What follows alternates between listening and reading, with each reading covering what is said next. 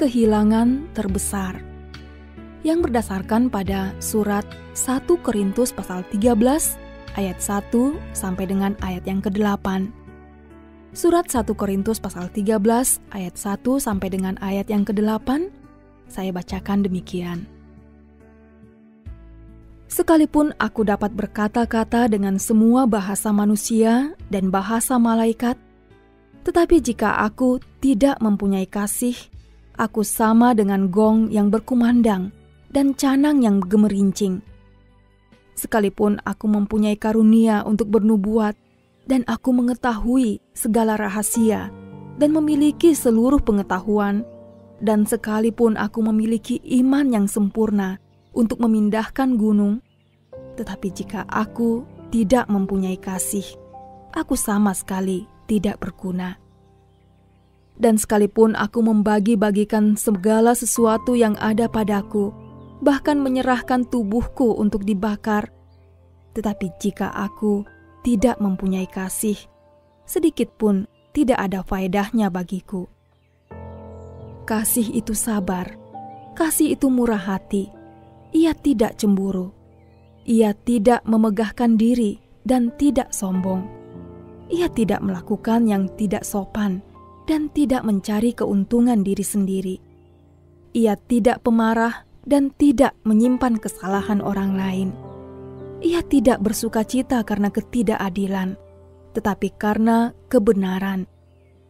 Ia menutupi segala sesuatu, percaya segala sesuatu, mengharapkan segala sesuatu, sabar menanggung segala sesuatu. Kasih tidak berkesudahan, nubuat akan berakhir, bahasa roh akan berhenti, pengetahuan akan lenyap. Yang menjadi ayat nas penekanan kita pada saat ini adalah pada ayat yang ketiga.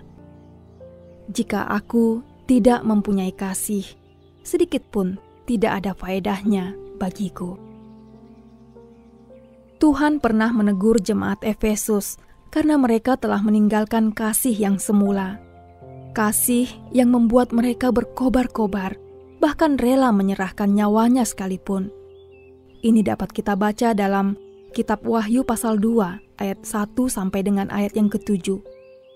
Kasih seperti itu sungguh membuat hangat kehidupan ini. Nah, di jemaat di Korintus, kasih itulah yang hilang, sehingga di hadapan Tuhan mereka telah dirasa dingin dan hampir mati.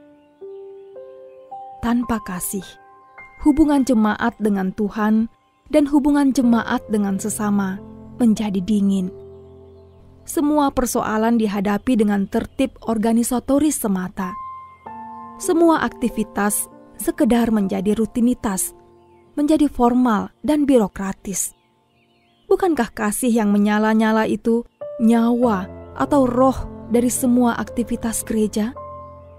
Dan kalau nyawa atau roh ini hilang, matilah dia. Seperti tubuh yang kehilangan nyawa, ia sudah tidak berarti apa-apa lagi karena segera akan membusuk. Itulah sebabnya Paulus dalam kesaksiannya kepada jemaat Korintus juga amat menekankan pentingnya kasih ini. Saudara pendengar, semua tertib organisasi, prosedur birokrasi atau ketekunan melakukan kegiatan gereja yang rutin memang penting. Namun semua itu masih kurang, bahkan terlalu kurang. Tanpa kasih, pekerjaan kita tidak ada harganya. Bayangkan jika orang yang disebut Kristen pergi ke gereja bukan karena kasih, menyanyi bukan karena kasih, atau memberi bukan karena kasih. Kehilangan yang terbesar bagi gereja adalah jika kehilangan kasih. Gereja yang kehilangan kasih, kehilangan segalanya. Sebagai refleksi kita hari ini, jika gereja kehilangan kasih, ia kehilangan hakikatnya sebagai gereja.